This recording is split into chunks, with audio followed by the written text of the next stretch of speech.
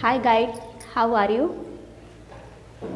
I am fine and I think you are also okay. आज मैं डीलेट first semester का second part आपके आगे यानी कि विकास की प्रक्रिया क्या होती है, विकास क्या होता है, विकास का अर्थ क्या होता है, ये समझाने वाली हूँ।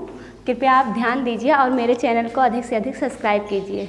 ओपीएस एकेडमी को आपका प्यार मिलता रहे, ये हम आपसे एक रिक्वेस्ट करते हैं।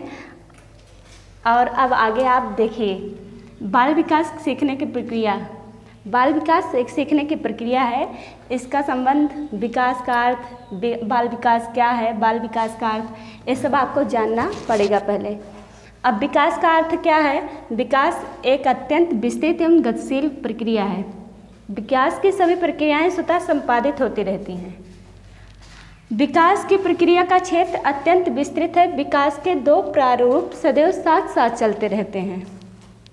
नंबर 1, सम्यक विकास एवं असम्यक विकास। सबसे पहले हम सम्यक विकास का अर्थ समझने का प्रयास करते हैं। सम्यक विकास क्या होता है? जो समय पर होता है, बालक को इससे सकारात्मक विकास की ओर ले जाता है। और असम्यक विकास क्या होता है? असम्यक विकास बालक को जिसका समय पे डेवलप ना हो पाए, ये असम्यक विकास है। असम्यक विकास बालक को नकारात्मक विकास की ओर अग्रसर करता है। इसके विषय में हम स्किनर का कोटेशन देखते हैं। स्किनर ने कहा है, विकास की प्रक्रिया निरंतर और क्रमशः चलती रहती है।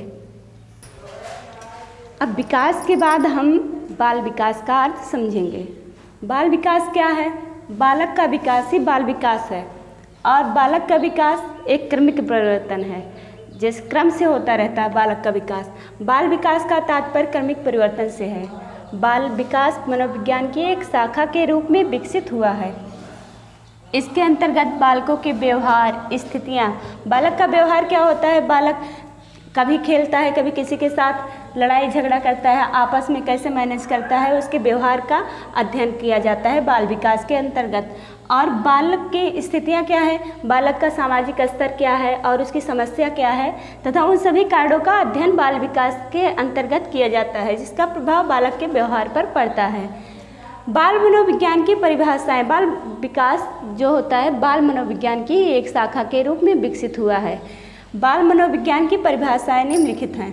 जेम्स ड्रेवर के अनुसार क्या होता है? बाल विकास मनोविज्ञान की वह शाखा है जिसमें जन्म से परिपक्वता तक विकसित हो रहे मानव का अध्ययन किया जाता है। क्रो और करो ने क्या कहा है? बाल मनोविज्ञान वह वैज्ञानिक अध्ययन है जो व्यक्ति के विकास का अध्ययन गर्भकाल से किशोरावस्था की प्रारंभिक अवस्था तक करता है। अब हम बाल विकास की विशेषताएं को जानते हैं। बाल विकास की विशेषता क्या है? बालक के विकास की विशेषता क्यों आवश्यक है? बालक के विकास के आंतरिक व बाह्य पक्षों में होने वाला परिवर्तन है। और विकास गुणात्मक परिवर्तन है। विकास आजीवन चलने वाली प्रक्रिया है। विकास द्वारा होने वाले परिवर्तनों को नापा नहीं जा सकता। परिवर्तन को कोई नाप नहीं सकता, वरन इसका अनुभव किया जा सकता है।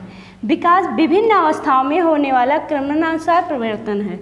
बालक विकास के अध्ययन की आवश्यकता क्यों है? बालक के विकास के अध्ययन की आवश्यकता क्यों लोगों को पड़ती है? इसको जानना अत्यंत आवश्यक है। बालकों के स्वभाव को समझने में सहायक होता है। बालक का स्वभाव कैसा है, उसको समझने के लिए बालक के विकास के लिए उसके स्वभाव को समझने के लिए आवश्यक है उसके अध्ययन करना। बालकों की शिक्षा में सहायक। बालक की रुचि क्या है शिक्षा में? कोई आर्ट पढ़ना चाहता है, कोई बच्चा ड्राइंग सीखना चाहता है, तो बालक के विकास को समझने में सहायक होता है। बालक के व्यक्तित्व को समझने के लिए सहायक होता है। और बालक को सामाजिक परिवेश में रहने के लिए उचित उसका क्या निर्देशन दिया जा सकता है, उसको इसीलिए अध्ययन किया जाता है। बाल विकास का महत्व। यदि आप बच्चे का सर्वांगीण विकास उचित तरीके से करना चाहते हैं तो आपको बच्चे को जानना एवं समझना होगा।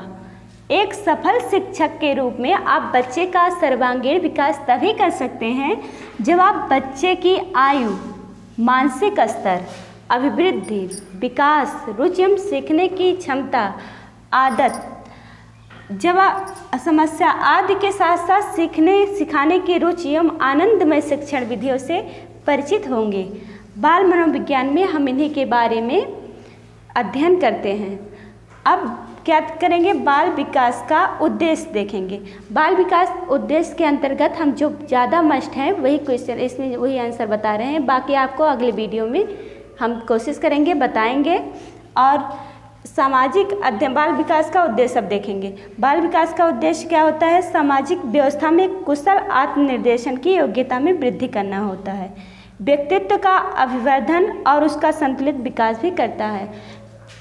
आज का वीडियो इतना ही, बस अगले वीडियो में हम आपसे फिर मिलेंगे। और अगर आपको वीडियो अच्छी लगी हो तो लाइक करें, शेयर करें और हमारे चैनल को अधिक से अधिक सब्सक्राइब करिए।